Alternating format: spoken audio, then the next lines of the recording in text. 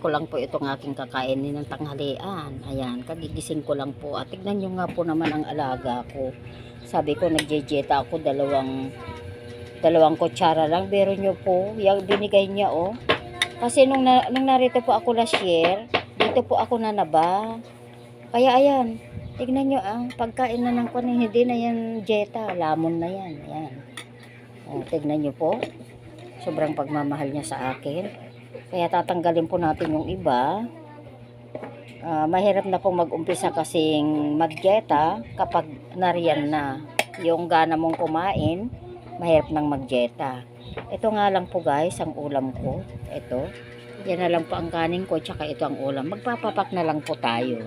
Sobra po itong alaga ko. Tinatawanan niya ako dahil ang dami niyang binigay na ano. Last year po kasi ganyan nga po siya. Yung mga paborito ko, yung mga niluto niya. Tapos syempre tayo ganado at tayong kumain dahil iba yung luto dito sa probinsya, iba yung luto diyan sa Manila.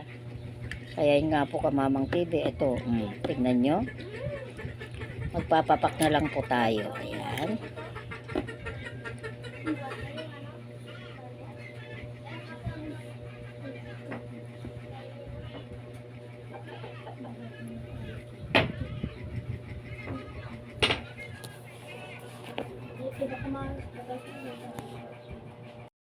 Ito ba guys, kain na po tayo. At yan. Ito na po yung kalooban ng aking bahay na munti. Ayan. Kain po tayo. Ang binili po niyang ulam ay yung yellowfin. Ay, yellowfin ba yan?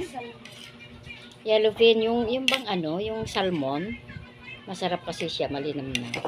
Magpapak na lang po tayo ng gulay.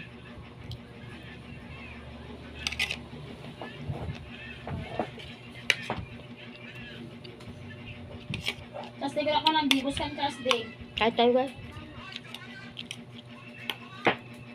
Ay, makita nyo po yung mga Durabox ko dyan. Ayan, ganyan po ka. Marami po kasing anak itong alago ko, 4.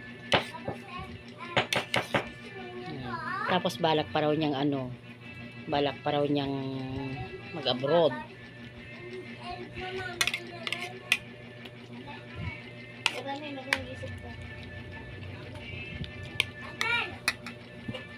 Jaylin, shout out. Jaylin. Yan po ang Pakita ka Kalalaan ta. Yan po ang alaga ko yan. Meron siyang 4 na anak. Ayan. Baboy. Ayun naman. Nakahubad naman. Bawal pala nakahubad.